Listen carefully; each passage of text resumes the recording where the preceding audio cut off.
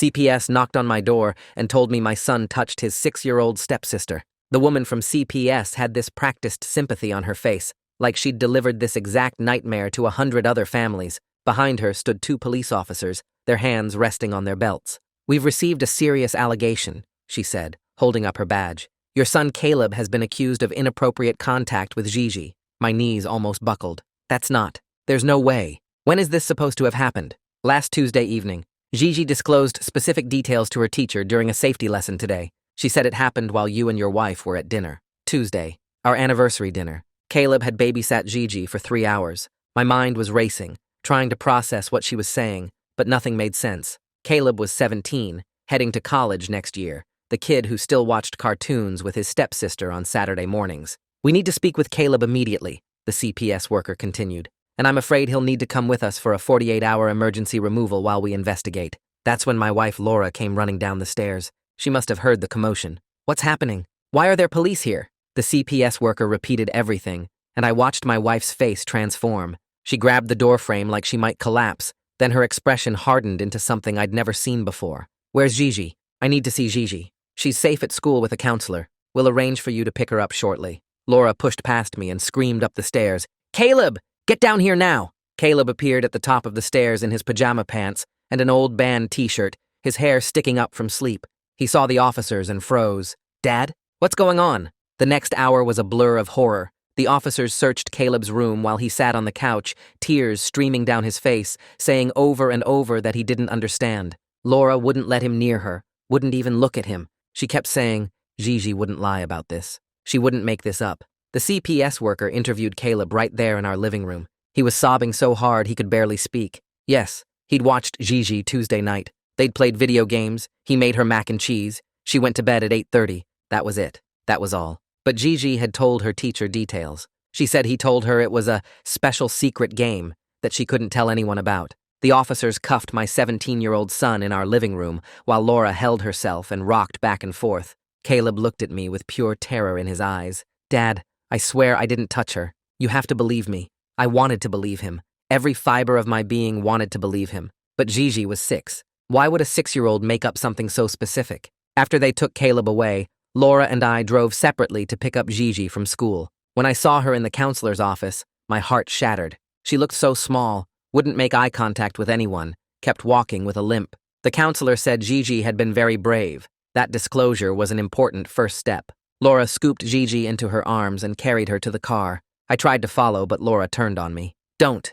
I can't even look at you right now. Your son did this." "Laura, we don't know. She has bruises. The nurse found bruises on her thighs." Laura's voice broke. "I need to take her to the hospital for an exam. Don't follow us." I stood in that school parking lot for 20 minutes, unable to move. My son was sitting in juvenile detention. My stepdaughter was headed for an assault kit exam. My wife blamed me. How had my family imploded in a single morning? That evening, Laura came home around 9 with Gigi asleep in her arms. She'd been prescribed a mild sedative to help her sleep. Laura carried her upstairs without a word, then came back down with a suitcase. "We're going to my mother's." "Laura, please, we need to talk about this." "Talk about what?" "Your son touched my daughter. The exam showed trauma." She gave detailed disclosure. "What is there to talk about?" "He's saying he didn't do it. Caleb has never lied to me about anything important." Laura laughed, but it was bitter and sharp. "They all say they didn't do it. Every single predator claims innocence." She pulled out her phone and showed me something she'd been researching. "See? Only 2% of children lie about abuse. So either Gigi is in that tiny minority, or your son is exactly what the evidence says he is." She left with Gigi that night. The house felt like a tomb. Something made me remember our nanny cam system. Laura had given investigators our security footage, but there was an old tablet still logged into the cloud backup. Then I found it. 2 weeks before the accusation. Laura sat with Gigi while Caleb was at basketball practice. "Remember what we practiced, sweetie?" Laura's voice was clear on the recording. "When the nice lady asks you, you tell her Caleb touched you here." Gigi's tiny voice responded, "But Caleb didn't do that. It's just pretend, like when we play house." I ran to the bathroom and threw up. My wife had coached her. That's when I heard the doorbell ring. "I know you're in there." It was Laura. I backed away from the door, my phone screen still glowing with that video of Laura coaching Gigi. Laura pounded harder, the doorbell ringing over and over. My hands were shaking so bad I almost dropped the phone. If I opened that door, she would know I found something. She would grab my phone, delete the files, destroy the only proof that could save Caleb. I ran to the kitchen and locked the back door too. then checked every window on the first floor. Laura's voice got louder outside, yelling my name now, demanding I let her in. I ignored her and pulled up Google on my phone, typing with fingers that wouldn't stop shaking. Criminal defense attorney, false accusations, emergency help. The first result was Lucas Ingram, a lawyer whose website said he specialized in wrongful accusations. It was almost 11 at night, but I called anyway. The phone rang once, twice, 3 times, and I thought it would go to voicemail. On the 4th ring, a man answered. His voice was tired but alert. I started talking fast, words tumbling out about Caleb, the accusations, the video I just found of Laura coaching Gigi. Lucas stopped me. He told me to slow down, take a breath, and send him the video right now. I pulled the phone away from my ear, found the video file in the Cloud app, and hit share. Lucas stayed on the line while I did it. He told me not to open the door for Laura, not to talk to her, not to let her in the house under any circumstances. He said he would call me back in 20 minutes after watching the footage. I hung up and stood in my kitchen listening to Laura scream outside. She was threatening to call the police, saying I was keeping her from her things, that she had every right to be in this house. But her voice sounded different now, higher and more desperate, like she knew something had changed. After about 10 minutes, the yelling stopped. I crept to the front window and peeked through the curtains. Her car was still in the driveway, but I couldn't see her. Maybe she was sitting in the car, maybe she left to get help. I didn't know. My phone rang exactly 19 minutes after I sent the video. Lucas said 3 words first. This changes everything. Then he told me the video was clear evidence of coaching, that it could prove Caleb's innocence, but I needed to act fast. Laura would think to delete the cloud footage once she realized I had access. I needed to download every single file from every camera, save it to a hard drive, email it to myself, back it up everywhere possible. Lucas stayed on the phone while I worked. I grabbed my laptop and logged into the cloud system. There were 6 cameras in our house, and the system kept 30 days of footage. I started downloading everything, file after file, watching the progress bars crawl across my screen. Laura's pounding started again at the front door, harder now, more frantic. She was screaming that she knew what I was doing, that I better not touch those files. That confirmed it. She knew exactly what was on those cameras. The downloads took forever, almost an hour. Lucas told me to stay on the phone with him the whole time, to keep downloading even if Laura broke a window or called the cops. Around midnight, her pounding finally stopped for good. I heard her car start and watched through the window as she backed out of the driveway fast, tires squealing. The downloads finished at 12:45. I had every file saved in 3 different places. Lucas called me back at 1 in the morning. His voice was different now, more focused, like he had shifted into lawyer mode. He explained that while the video was powerful evidence, we had to be careful how we used it. Laura's attorney would claim it was edited, taken out of context, that I manipulated the footage to frame her. We needed a strategy. Lucas said he was already drafting an emergency motion to present to the judge at Caleb's detention hearing tomorrow afternoon. The motion would include the coaching video and request an immediate halt to proceedings pending investigation. He told me to try to get some sleep, but I knew that wasn't happening. After hanging up with Lucas, I opened the Cloud app again and started watching footage from the past month. I watched every single video at double speed, looking for anything else that seemed wrong. Around 3 in the morning, I found the first one. Laura sitting with Gigi at the kitchen table 2 weeks ago, asking her questions about Caleb in this weird, careful way. Did Caleb ever ask you to keep secrets? Does Caleb ever touch you when Daddy isn't looking? The questions felt designed to plant ideas in Gigi's head. I kept watching. At 4:30, I found another clip from 3 weeks back. Laura and Gigi in the living room. Laura asking if Gigi knew what private parts were, if anyone had ever touched hers. Gigi said no, and Laura's face got this strange expression, like she was disappointed. The third clip was from almost a month ago. Laura practicing with Gigi how to talk to grown-ups about touching, using this calm, patient voice like she was teaching Gigi her ABCs. By 6 in the morning, I had 3 more videos showing Laura systematically coaching her daughter. The sun came up, and I was still sitting at my kitchen table surrounded by laptops and phones and backup drives. I hadn't slept at all. My eyes burned and my head pounded, but I couldn't stop. Every video was another piece of proof that my wife had destroyed my son's life on purpose. Lucas texted me at 7:30 to meet him at the courthouse at 9. He was bringing another attorney named Brittany Parks, who handled family law. I showed up early, standing in the courthouse parking lot with a folder full of printed screenshots and a thumb drive with all the videos. Lucas arrived right at 9 with a woman in a sharp gray suit. Brittany shook my hand and got straight to business. She said this case was now bigger than just the criminal accusations against Caleb. This was about custody of Gigi, about protecting her from her own mother's manipulation. We were walking a tightrope, trying to clear Caleb while also protecting a 6-year-old from more trauma. The hearing started at 2 that afternoon. I sat in the courtroom watching the prosecutor lay out the case against Caleb, talking about Gigi's disclosure, the medical evidence, the detailed statements. The prosecutor seemed confident, like this was routine. Then Lucas stood up and asked to approach the bench. He handed the judge a tablet with the coaching video queued up. I watched the judge's face as she watched that video. Her expression shifted from bored routine to sharp attention. She watched it twice, then looked up at Lucas with different eyes. The judge called an immediate halt to the proceedings. She demanded that Rick Wallace, the CPS investigator, explain how this footage wasn't discovered during his investigation. Rick stood up, looking completely blindsided. He admitted they had only reviewed footage that Laura voluntarily provided. Laura had given them clips from Tuesday night showing Caleb and Gigi playing video games, but she hadn't given them anything from the 2 weeks before. Laura's attorney jumped up trying to argue that the footage was inadmissible, that it was taken out of context, that Laura was just trying to help Gigi articulate trauma she had experienced. The judge cut him off mid-sentence. She ordered a complete forensic analysis of all home security footage. She also ordered that Gigi be evaluated by an independent psychologist, not the one Laura had already taken her to. The judge said Caleb could be released to my custody that afternoon with an ankle monitor while the investigation continued. I nearly collapsed with relief. But when they brought Caleb out, I barely recognized him. He had only been in detention for 2 days, but he looked like he had aged years. His eyes were empty, and he wouldn't look at me. When I tried to hug him, he flinched away like I might hurt him. The counselor at the detention center pulled me aside and said Caleb had been showing signs of serious trauma, that he needed immediate therapy.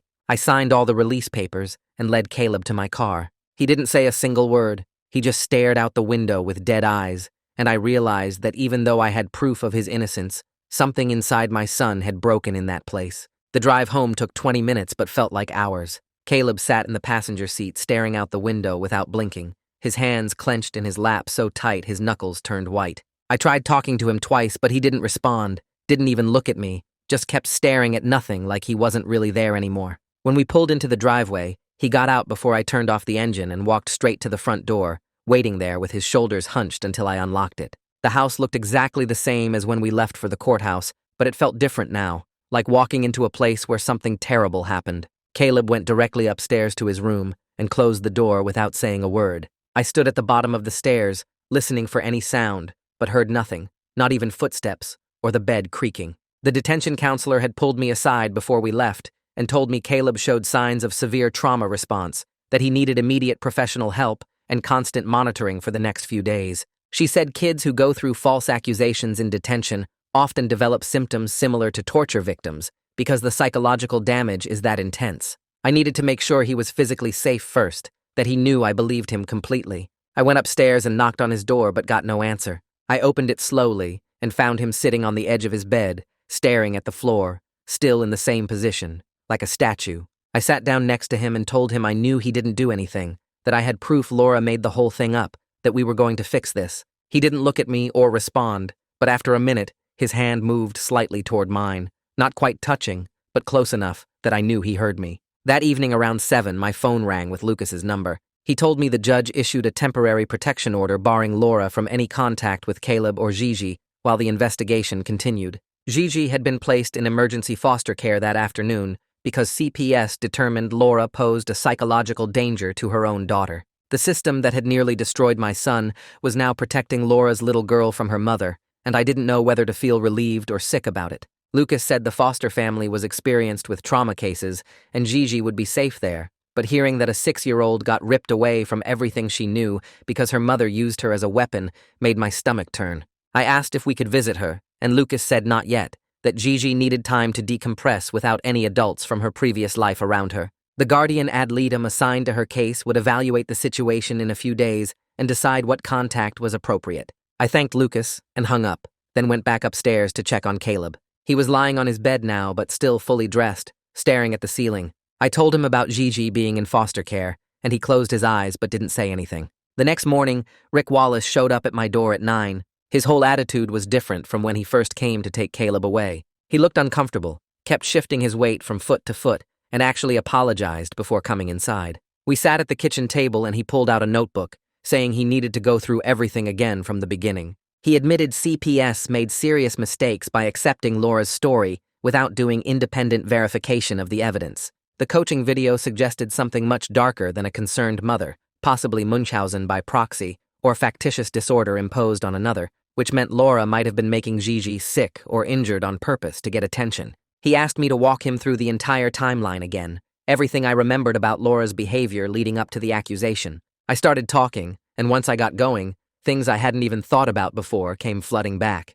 I told Rick about the past 6 months and how Laura became obsessed with our life insurance policies. She kept asking me to increase the coverage amounts, saying we needed more protection for the family. She pulled out all our retirement account statements and studied them for hours, asking detailed questions about what would happen to the money if something happened to me or Caleb. She wanted to know exactly how inheritance worked, who would get what if Caleb died before turning 18, whether stepchildren had the same rights as biological children. At the time, I thought she was just being practical, maybe worried about our future, but now every conversation took on a sinister edge. I told Rick about how she kept bringing up worst-case scenarios, asking what would happen to my assets if Caleb got in serious legal trouble or had to go to prison. Rick's expression changed as I talked, his jaw getting tighter, and he started writing faster in his notebook. When I finished, he looked up and said, I had just given him motive. Laura wasn't just trying to get Caleb out of the house. She was positioning herself to benefit financially from destroying him. 2 days later,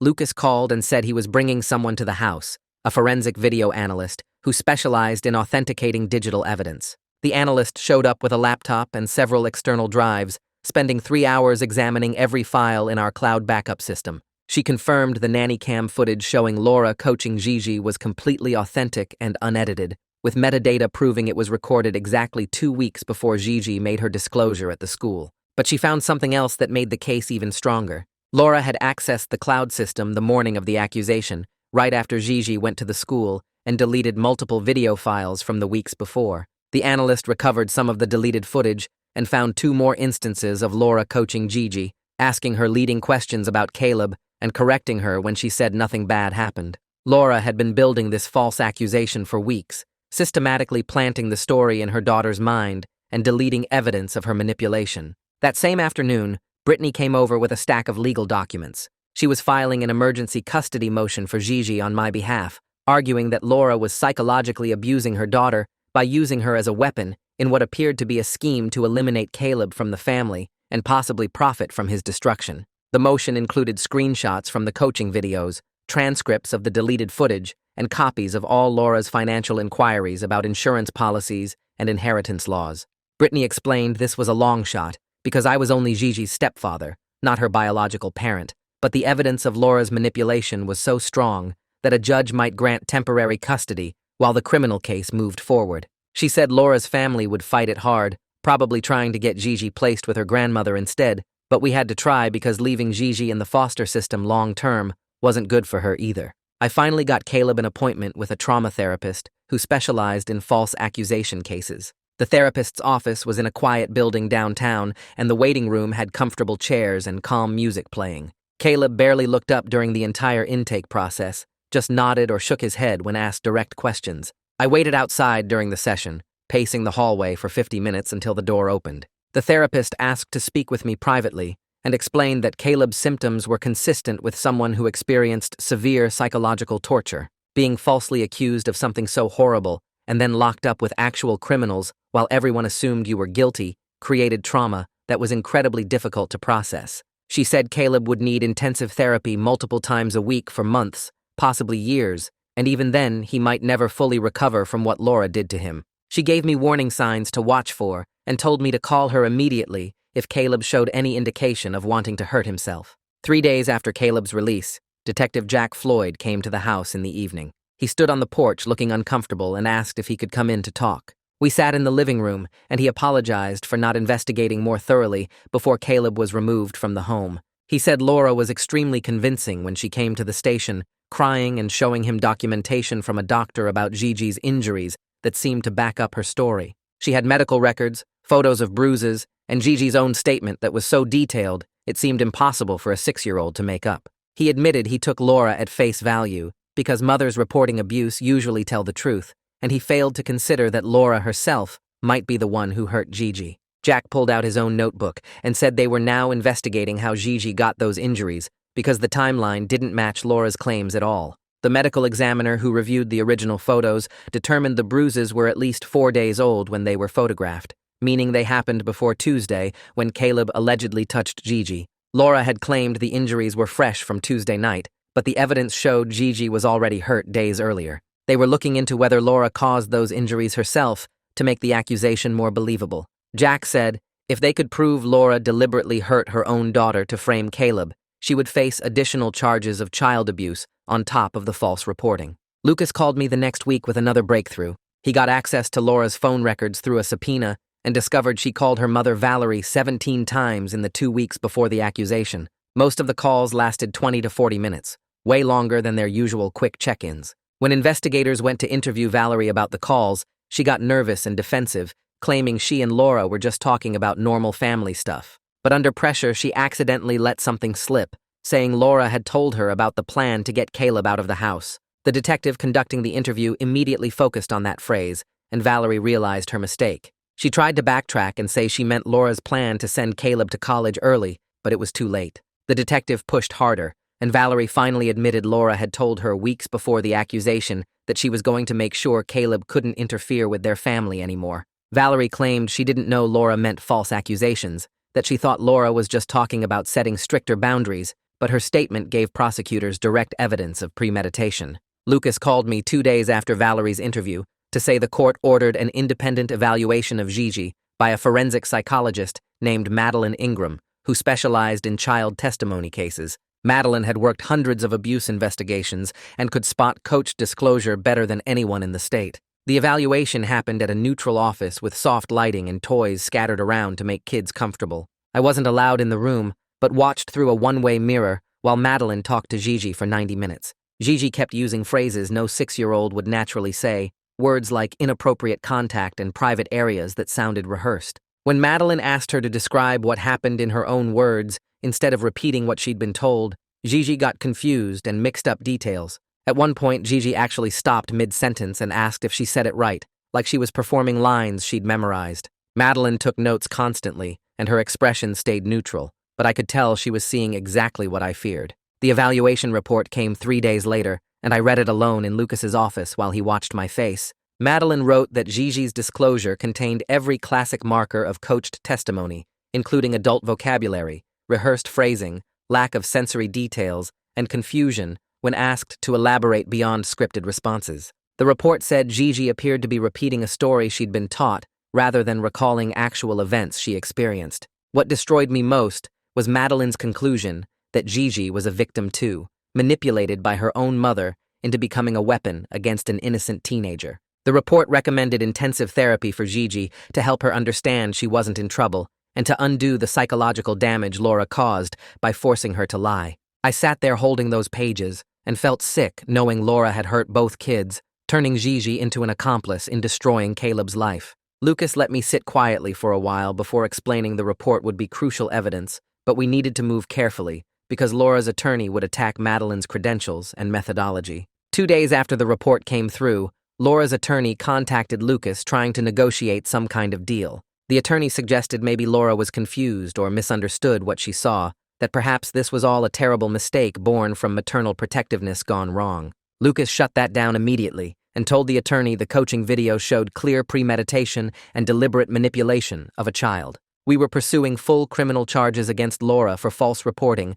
child endangerment, and child abuse. There would be no deal, no reduction, no sympathy for someone who weaponized the legal system and her own daughter to destroy a teenage boy.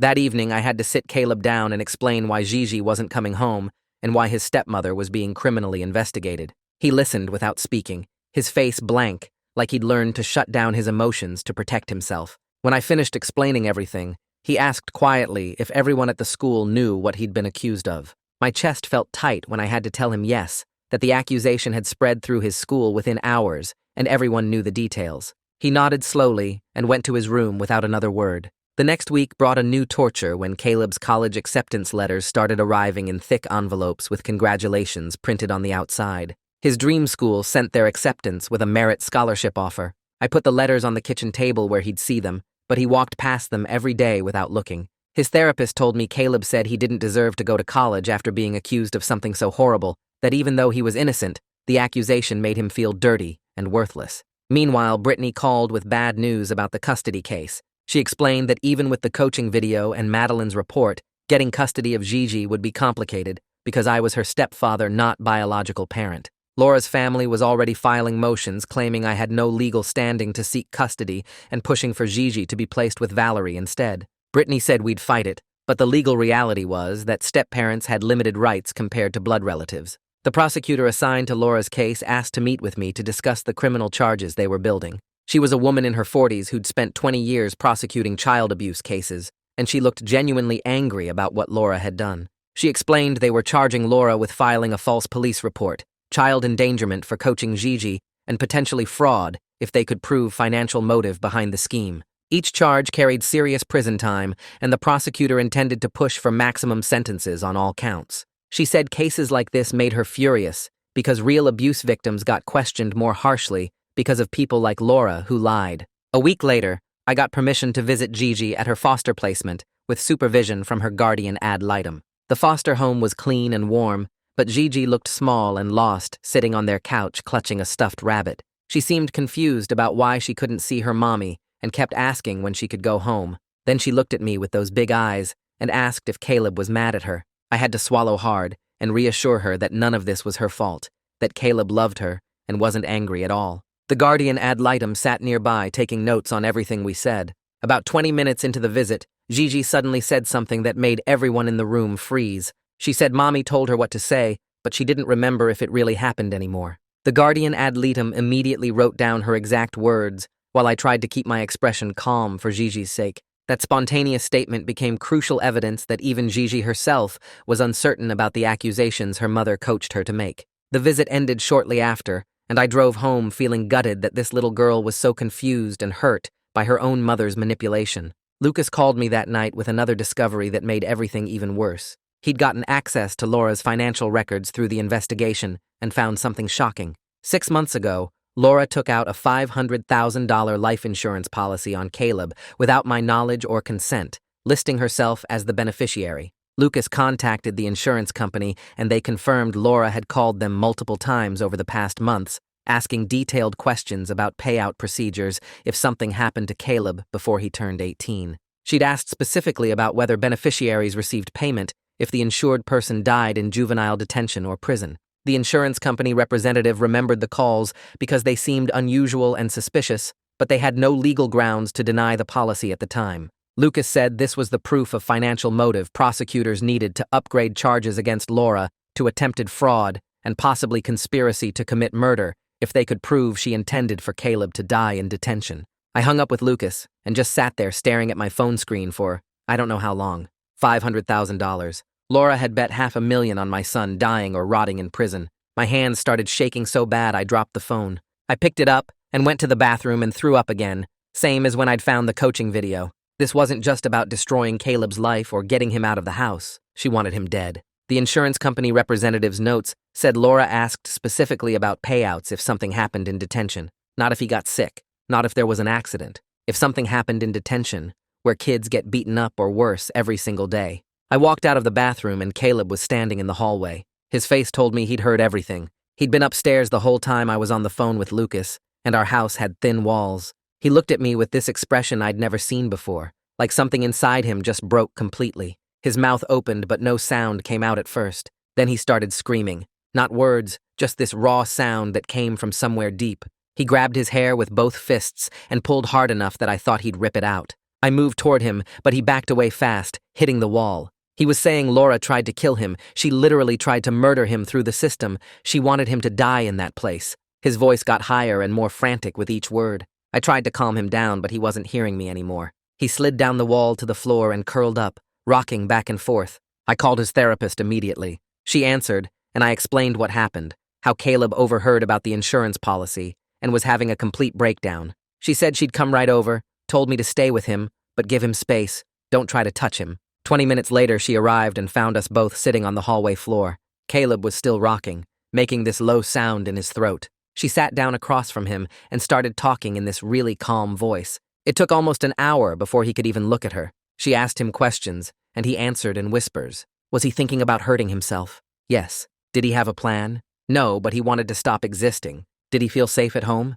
He didn't know. The therapist looked at me and said, We needed to go to the hospital. Caleb needed to be somewhere safe where people could watch him all the time. She said the words, psychiatric facility, and I watched Caleb's face crumble. He thought he was locked up again. She explained it wasn't like detention. It was a hospital where they help people who are having thoughts about hurting themselves. He'd stay for 72 hours, and then we'd see how he was doing. Caleb didn't fight it. That scared me more than anything, how he just nodded and stood up like he didn't care what happened to him anymore. Requested Reds is on Spotify now. Check out link in the description or comments. We drove to the facility in silence. The therapist followed in her own car. The place looked like a regular hospital from outside, but inside everything was locked. They had to buzz us through 3 different doors. The intake nurse asked Caleb a bunch of questions while I filled out paperwork. They took his shoelaces and his belt. They checked his pockets and went through his bag. Then a counselor came and said it was time for me to leave, that Caleb needed to get settled in. I tried to hug him, but he just stood there stiff. He wouldn't look at me. A staff member led him through another locked door, and he was gone. I made it to my car before I completely lost it. I sat in that parking lot sobbing so hard I couldn't breathe. My innocent son was in a psychiatric hospital because his stepmother had tried to have him killed for money. Laura was out on bail, probably at her mother's house, while Caleb was locked behind 3 different doors being watched to make sure he didn't hurt himself. The next morning, Brittany called. Laura's attorney had filed a motion claiming I was an unfit parent. The motion said I'd allowed my son to become so unstable he needed psychiatric hospitalization, which proved I couldn't provide adequate care. They were using Caleb's trauma response against us. Brittany said it was one of the most cynical legal moves she'd ever seen in 20 years of family law. They were literally arguing that the damage Laura caused by falsely accusing him meant I shouldn't have custody of Gigi. I asked if it would work. She said probably not given all the evidence against Laura, but it would make the custody case messier and more expensive. That same week, Madeline finished her evaluation of Gigi. She submitted a formal report to the court that I got to read through Brittany. The report said Gigi showed clear signs of emotional abuse from being used as a tool in her mother's scheme.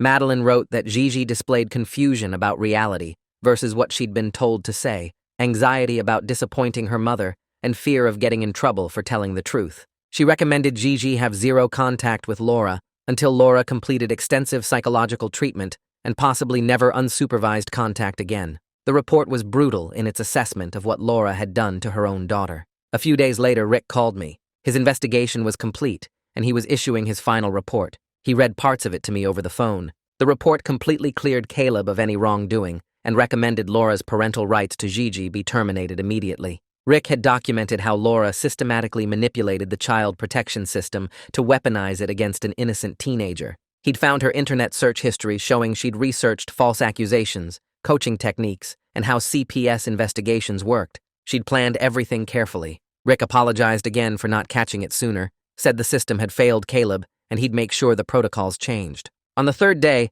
I got to visit Caleb at the facility. They led me to a common room with plastic chairs and motivational posters on the walls. Caleb came in looking smaller somehow, wearing hospital scrubs. He had dark circles under his eyes. We sat down, and I asked how he was doing. He said the medication helped, that he could sleep now without seeing Laura's face or hearing the detention center doors slam. His voice was flat, but he was talking in complete sentences again. The therapist had worked with him on a safety plan for when he got out. He had to promise to tell someone if he started having thoughts about hurting himself. He had to agree to intensive outpatient therapy 3 times a week. Then he said something that surprised me. He told me he wanted to testify against Laura if it meant protecting Gigi from being used like that again. He said Gigi shouldn't have to grow up thinking what happened was her fault. His eyes had this determined look I hadn't seen since before the accusation. Lucas called that evening with news about the criminal trial. The date was set for 3 months out. He warned me it would be brutal because Laura's defense attorney would try to paint her as a concerned mother who made a mistake. We needed to be ready for her to claim mental illness, or that she actually believed something had happened to Gigi. Lucas said the coaching video was powerful evidence, but juries could be unpredictable, especially with mothers accused of harming their children. We had to prepare for every possible defense strategy. I met with Brittany the next week to discuss adopting Gigi. She explained it would be complicated because I was only her stepfather, not biological parent. I'd need to prove Laura was unfit and that I could provide a stable home. Given the circumstances with Caleb's hospitalization, Laura's attorney would fight it hard. Brittany said it was a long shot, but worth pursuing because it would give me legal standing in the custody case. We started gathering documents and character references. Caleb came home 5 days after admission with a thick packet of discharge papers and a schedule for outpatient therapy. He looked better, more present in his eyes. The medication had helped stabilize his mood. He went straight to his room and I heard him moving things around. An hour later, he came downstairs with a stack of envelopes, college acceptance letters he'd been ignoring for weeks. He asked if I'd help him write to the schools explaining what happened and requesting to defer enrollment for a year. We spent that evening drafting emails together. He was honest about the false accusation, the evidence that cleared him and his need for time to heal. We sent them to 5 different schools. Over the next 2 weeks, all 5 responded. Every single one agreed to hold his spot and expressed compassion for what he'd been through. One admissions counselor wrote that his strength in surviving such an ordeal proved he had the character they wanted in their students. 3 days after the last college acceptance came through, I heard someone pounding on my front door at 7 in the morning. I looked through the peephole and saw Valerie standing there with her face twisted in rage. I pulled out my phone and started recording before I opened the door, keeping the chain lock on. She immediately started screaming that I was a monster who destroyed her daughter's life, that I turned Laura into something evil just to protect my perverted son. Her face was red and spit was flying as she demanded I bring Gigi out right now because she had more right to that child than I did. I kept my phone aimed at her and stayed calm, telling her Gigi wasn't here and she needed to leave my property. That's when she started making threats, saying she knew people who could make sure I never got custody, that she'd make my life hell in court, that Caleb better watch his back because karma was coming for him. She went on for almost 10 minutes while I recorded every word. When she finally left, I immediately sent the video to Lucas and Brittany. Lucas called back within an hour saying this was exactly what we needed for a restraining order, and he'd file the paperwork that afternoon. By the end of the week, the judge granted a temporary restraining order that covered not just Valerie, but all of Laura's immediate family, keeping them at least 500 feet away from me, Caleb, and Gigi. Lucas called me 2 weeks later with news about the criminal case. The prosecutor had offered Laura a plea deal, 15 years with possibility of parole after serving at least 10, in exchange for pleading guilty to all charges and giving up her parental rights to Gigi permanently. Lucas said Laura was actually thinking about taking it because the evidence against her was so strong that going to trial meant risking 25 years or more. The coaching video was damning. The life insurance policy showed clear motive, and Gigi's own statements to the forensic psychologist proved the manipulation. Lucas warned me not to get my hopes up, though, because Laura's personality type often couldn't accept defeat, even when it was the smart choice. He said people like her sometimes convinced themselves they could charm a jury, or that their version of events would somehow win out, despite overwhelming evidence. I asked what would happen to Gigi if Laura took the deal, and Lucas said it would make my adoption case much easier since there'd be no contested custody battle. We'd still need to go through the process, but Laura's signed termination of rights would remove the biggest obstacle. 2 days later, Lucas called again. Laura had rejected the plea deal. Her attorney apparently convinced her that they could argue she genuinely believed something happened to Gigi, and the coaching video just showed her trying to help Gigi articulate real trauma she'd experienced. They planned to bring in expert witnesses who would testify about how mothers sometimes use leading questions when they suspect abuse, and that Laura's actions came from a place of protective instinct rather than malicious intent. Lucas said it was a weak defense, but juries could be unpredictable, especially when a mother was on trial. He warned me the trial would be brutal because they'd try to paint Caleb as suspicious and me as a father in denial. We needed to be ready for them to twist everything, to make Laura look like a concerned parent who made mistakes rather than someone who deliberately tried to destroy a teenage boy's life for money. Meanwhile, Gigi's therapy was making real progress. Her therapist called to tell me Gigi had finally been able to put into words what happened with Laura. During their session, Gigi said that her mommy told her to say things that weren't true about Caleb, that mommy practiced the words with her over and over until she could say them right. The therapist was documenting everything carefully because Gigi's own articulation of the coaching would be powerful evidence when Laura went to trial. She explained that having the child victim directly state she was manipulated was rare and incredibly important for the case. Gigi was also starting to understand that what happened wasn't her fault, that she was too little to know her mommy was doing something wrong. The therapist said Gigi still had guilt about Caleb getting in trouble, but she was working through it and making good progress toward healing. The guardian ad litem called me in for a meeting the following week. She told me Gigi had been asking about Caleb constantly during her supervised visits, wanting to know if he was okay and if he was mad at her. Gigi apparently cried during one visit saying she missed her big brother and wanted to say sorry for the bad things she said. The guardian thought a supervised visit between them might actually help both kids heal, as long as we did it carefully with a therapist present. We set it up for the next Saturday at the family court building in a room designed for supervised contact. I was nervous about how Caleb would react because he'd been so fragile since everything happened, but his therapist thought it might actually give him closure to see that Gigi was okay and didn't blame him. The day of the visit, I drove Caleb to the courthouse, and we sat in the waiting room until they called us back. Gigi was already in the room with her foster mother and the supervising therapist when we walked in. The second Gigi saw Caleb, she burst into tears and ran across the room to him. Caleb dropped to his knees and she threw her arms around his neck, sobbing that she was sorry, so sorry for saying those things that weren't true. Caleb was crying too, holding her and telling her over and over that he knew it wasn't her fault, that he wasn't mad at her, that he loved her and always would. They sat on the floor together for almost 20 minutes while Gigi cried, and Caleb just held her, rocking her gently like he used to when she had nightmares. The therapist told me later that this was exactly what both of them needed, that Gigi's relief at knowing Caleb didn't hate her was visible in her whole body, and that Caleb seemed to find some kind of purpose in protecting his little sister from further harm. His own therapist later said that helping Gigi might actually speed up his healing because it gave him a way to reclaim power in a situation where he'd been completely powerless. 8 weeks before the trial date, Lucas got another call from Laura's attorney. They were coming back with a better offer. Laura would plead guilty to all charges, accept 20 years in prison, give up all parental rights to Gigi, and provide a full written confession detailing her financial motive and exactly how she coached Gigi. The attorney admitted that Laura had finally realized she was going to prison no matter what and wanted some control over the outcome, rather than risking an even longer sentence at trial. Lucas said this was the best possible result for us because it meant Gigi wouldn't have to testify, Caleb wouldn't have to relive everything in court, and we'd have Laura's own confession to use in therapy to help Gigi understand what her mother did to her. Lucas and the prosecutor spent the next 2 weeks hammering out the final terms. The plea deal would include Laura making a recorded video statement explaining in detail how she coached Gigi, showing Gigi where to say Caleb touched her, telling her what words to use, and practicing the story until Gigi could recite it convincingly. Laura would also have to explain on camera that her motive was the life insurance policy on Caleb, that she planned to have him imprisoned or killed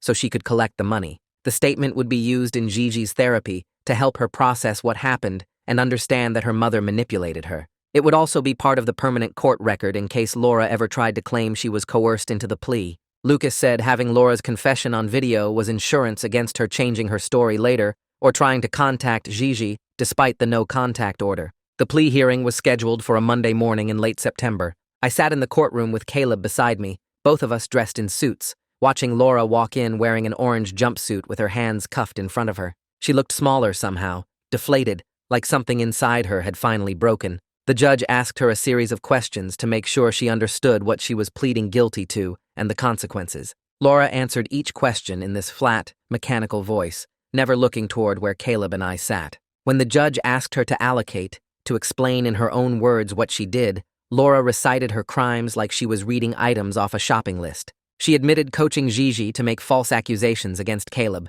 She admitted her motive was financial gain from the life insurance policy. She admitted manipulating the medical evidence and lying to investigators. She admitted using her own daughter as a weapon to destroy an innocent teenager's life. Through all of it, her voice never changed tone, never showed emotion, like she was talking about someone else's actions instead of her own. The judge accepted the plea without hesitation and moved directly to sentencing. She said she'd reviewed all the evidence, read the victim impact statements from both Caleb and Gigi's therapists, and considered the serious nature of Laura's crimes. She called what Laura did a calculated attack on a child using the systems meant to protect children, and said it represented one of the most disturbing cases of parental manipulation she'd seen in 20 years on the bench. The judge sentenced Laura to 20 years in state prison, with a strong recommendation that she serve the full term without early release. Then, she terminated Laura's parental rights to Gigi immediately and permanently, stating that Laura had proven herself completely unfit and a danger to her own child's well-being. Finally, she issued a permanent no-contact order that prohibited Laura from any communication with Caleb or Gigi for the rest of their lives, even after her release from prison. Laura's attorney started to object to something, but the judge cut him off, saying there was nothing left to argue, and Laura should consider herself fortunate the prosecutor didn't push for an even longer sentence. The bailiff led Laura out of the courtroom, and she never once looked back at us. Outside the courtroom, Caleb made it maybe 10 steps down the hallway before his legs gave out. He dropped right there on the marble floor, back against the wall, and the sounds that came out of him were something I'd never heard from him before. Not crying exactly, more like his whole body was trying to expel months of poison all at once. His hands shook so bad he couldn't control them, and he kept trying to talk, but the words came out broken and wrong. I got down on the floor next to him and pulled him against my chest while he sobbed that he thought his life was over, that everyone at the school would always think he was a predator, that he'd never be normal again. People walked past us in the courthouse hallway and some stared, but I didn't care. Caleb needed to get this out, needed to release whatever Laura had infected him with during those months of terror. He cried until his throat was raw and his face was red and swollen, and I just held him and told him it was over now. She couldn't hurt him anymore. Eventually, his breathing slowed down and the shaking stopped, and he wiped his face with his sleeve like he was embarrassed. We sat there on that cold courthouse floor for probably 20 minutes before either of us could stand up. 2 weeks later, I was back in a different courtroom for the custody hearing. Laura's mother, Valerie, showed up with her own attorney, arguing that I had no biological connection to Gigi and she should go to blood family. The guardian ad litem stood up and presented a thick report about Gigi's attachment to me and Caleb, all the progress she'd made in therapy, the stable home environment I could provide. Gigi's therapist testified about how Gigi talked about me as her dad and asked about coming home constantly. The judge reviewed all the evidence, looked at Valerie's history of enabling Laura's behavior, and made her decision in less than 5 minutes. She granted me full legal custody of Gigi, effective immediately, terminated any visitation rights for Laura's family, and signed the papers right there. Gigi officially became my daughter. Valerie screamed something about this being wrong as the bailiff escorted her out, but the judge just moved on to the next case like it was already forgotten. I walked out of that courtroom with legal papers that said Gigi was mine to protect, and for the first time in months, I felt like I could actually breathe. Bringing Gigi home 3 days later was harder than I expected. She bounced around the house excited to see her room again, but then she'd go quiet and ask when Mommy was coming back. Her therapist had prepared me for this, told me Gigi would grieve the mother she thought she had, even while adjusting to safety. We established routines like the therapist suggested, same breakfast time every day, same bedtime ritual, predictable structure to help her feel secure. Caleb surprised everyone by being incredibly patient and gentle with her. He'd sit on the floor playing dolls with her for hours, letting her direct everything, never showing frustration when she asked the same questions over and over. One night I found him reading to her at bedtime, doing all the character voices, and Gigi was giggling in a way I hadn't heard since before everything happened. He caught me watching and just shrugged, but I could see something had shifted in him. Taking care of Gigi was helping him heal too. A week after Gigi came home, Caleb told me he'd decided to take a gap year before college. He said he needed time to get his head right, to help Gigi adjust, to figure out who he was after everything Laura did to him. I wanted to argue that he shouldn't let this derail his future, but his therapist said it was actually a healthy decision, that he was recognizing his limits and prioritizing healing. Caleb got a part-time job at a bookstore downtown, stocking shelves and helping customers find books. He came home after his first shift, looking more relaxed than I'd seen him in months, said it felt good to do something normal where nobody knew his story. He kept going to intensive therapy twice a week, working through the trauma bit by bit. Some days were harder than others, days where he barely got out of bed, but slowly, I could see him rebuilding the sense of self that Laura tried to destroy. He started talking about the future again, making plans, believing he had a life ahead of him. 6 months after Laura's sentencing, Caleb's therapist called me in for a joint session to discuss his progress. She said Caleb had made remarkable strides in processing the trauma and was ready to reduce therapy to weekly sessions instead of twice a week. During the session, Caleb admitted he still had nightmares about detention sometimes, still woke up in a panic thinking he was back in that cell, but the nightmares were less frequent now, maybe once a week instead of every night, and he could usually calm himself down without spiraling. He said he was starting to believe he actually had a future again, that he could go to college next year and maybe have a normal life. The therapist warned us that trauma recovery isn't linear, that there would still be hard days, but Caleb had developed good coping skills and a strong support system. Watching him talk about his progress with something like hope in his voice made me realize how close we'd come to losing him completely. Around the same time, Gigi's therapist sent me a progress report that brought tears to my eyes. She wrote that Gigi was thriving in her new environment, showing resilience that was remarkable for a child who'd been through so much manipulation. Gigi rarely asked about Laura anymore, and when she did, it was factual questions rather than emotional ones, like she was asking about a character in a story rather than her mother. The report detailed how Gigi had formed a strong, healthy bond with Caleb, how she saw him as a protective older brother now, instead of the monster her mother tried to make her fear. The therapist included drawings Gigi had made of our family, pictures of the 3 of us together with big smiles and in every single drawing she'd written, "My family," across the top in crayon. The therapist recommended we could start spacing out Gigi's sessions too, moving from weekly to every other week. She said Gigi had processed the trauma as much as a 6-year-old could, and now just needed stability and love to continue healing. I started my own therapy around then, because I finally admitted I needed help processing everything. I'd been so focused on getting Caleb and Gigi through this that I hadn't dealt with my own trauma from watching my wife try to destroy my son. My therapist was this older woman who'd seen everything and didn't judge me for missing the signs. She helped me understand that I'd missed red flags because I trusted Laura completely, that I'd loved her and believed in our marriage, and that trust wasn't a weakness, even though she exploited it. We worked through my guilt about not protecting Caleb sooner, about bringing Laura into our lives in the first place. The therapist said I couldn't have known, that manipulators are skilled at hiding their true nature, that I'd done everything right once I discovered the truth. It helped to hear that, even if I didn't fully believe it yet. The sessions gave me space to be angry and hurt and confused, without having to stay strong for my kids. About 8 months after the sentencing, Caleb told me he'd gotten involved with an organization that supports people who've been falsely accused of crimes. They'd reached out to him after seeing news coverage of Laura's case, asking if he'd be willing to share his story to help others navigate the psychological aftermath. At first, I worried it was too soon, that he wasn't ready to relive everything publicly. But Caleb said talking about it with people who understood actually helped him feel less alone. He started doing video calls with other teenagers who'd been falsely accused, sharing strategies for coping with the trauma and rebuilding trust in the system. He told me that turning his nightmare into something that could help people made it feel less meaningless, like maybe there was a reason he had to go through it.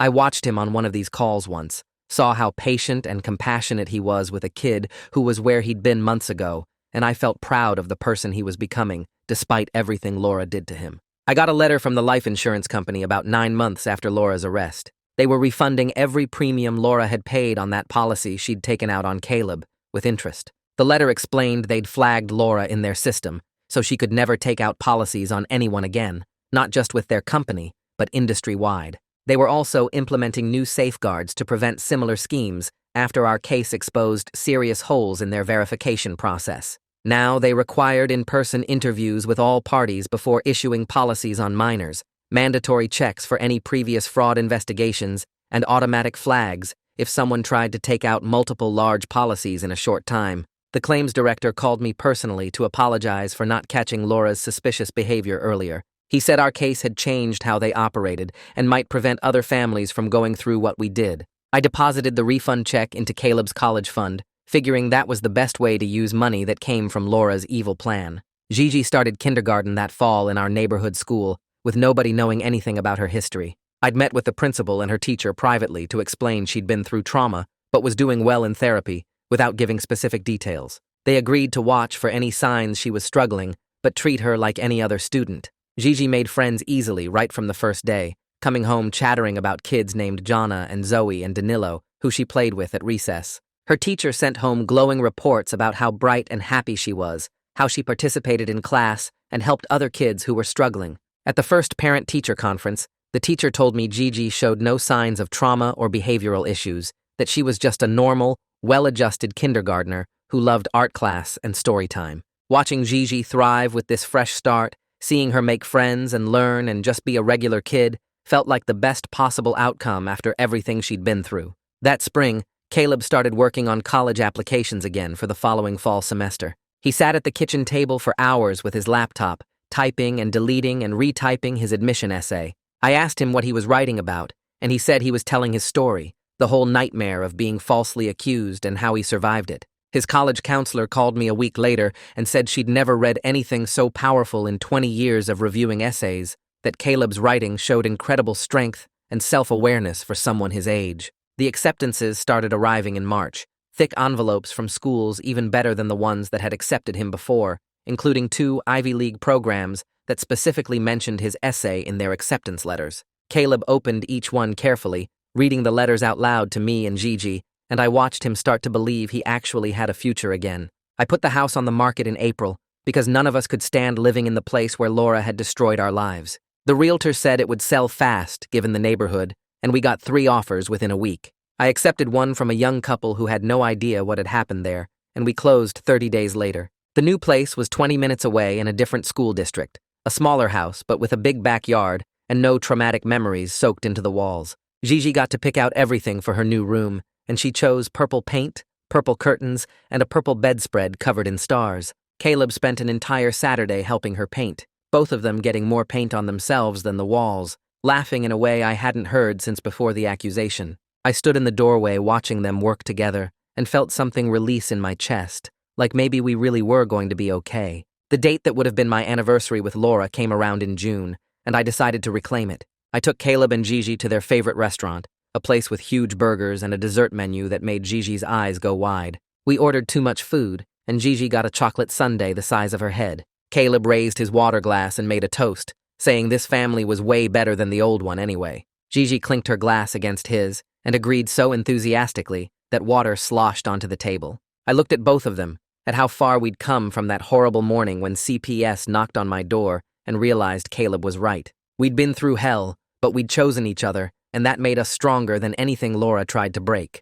August came too fast, and suddenly it was time for Caleb to leave for college orientation. He packed his car with boxes and bags, looking nervous but excited in a way I hadn't seen in almost 2 years. Gigi made him a good luck card covered in so much glitter that it left sparkles all over the kitchen counter. She made him promise to video call every Sunday, and he swore he would, crossing his heart and letting her inspect his phone to make sure he had the right app installed.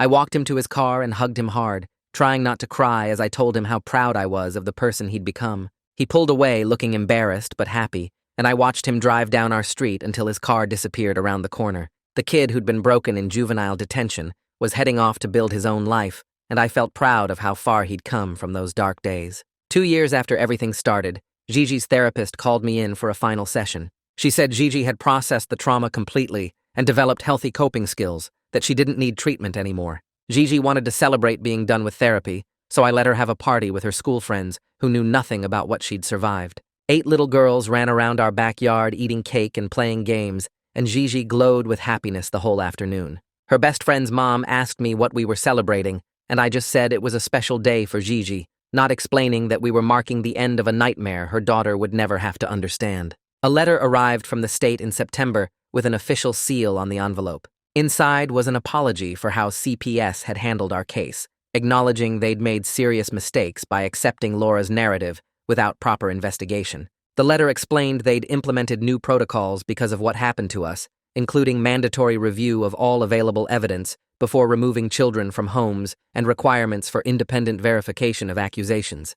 They'd added extra training for investigators about coaching and factitious disorders. Our nightmare had changed the system and might prevent other families from going through what we did. I filed the letter away, not sure how to feel about being the cautionary tale that fixed a broken system. Caleb came home for Thanksgiving break in November, looking healthier than I'd seen him in years. He'd gained back the weight he lost during the accusation, and his eyes had lost that haunted look that used to keep me awake at night. Over dinner, he told us he'd declared a psychology major with a focus on trauma recovery. He wanted to work with people who'd been falsely accused, using his own experience to help others survive what he'd survived. Gigi asked if that meant he was going to be a feelings doctor, and Caleb laughed, saying sort of. He explained that going through something terrible could either destroy you or give you purpose, and he'd decided to turn his nightmare into something that helped people. I watched him talk about his plans with such passion and realized Laura hadn't broken him after all. She'd just shown him what he was strong enough to survive. 2 years after Laura's sentencing, I sat in the audience at Gigi's school play, watching her perform with total confidence. She had a speaking role as a talking tree and delivered every line with enthusiasm, making the other parents laugh. Caleb sat beside me, cheering louder than anyone else when she took her bow, and Gigi spotted us in the crowd and waved so hard she nearly knocked over the kid next to her. After the show, she ran to us, and Caleb lifted her up, spinning her around while she giggled. We weren't the family we were supposed to be, the one I'd imagined when I married Laura. We were something different, something we'd built from the wreckage of her betrayal. We were the family we chose to become, and that choice made us stronger than Laura's lies could ever break. That's it for today's story. I'm really thankful you were here to share it with me. I hope it left you feeling a little lighter.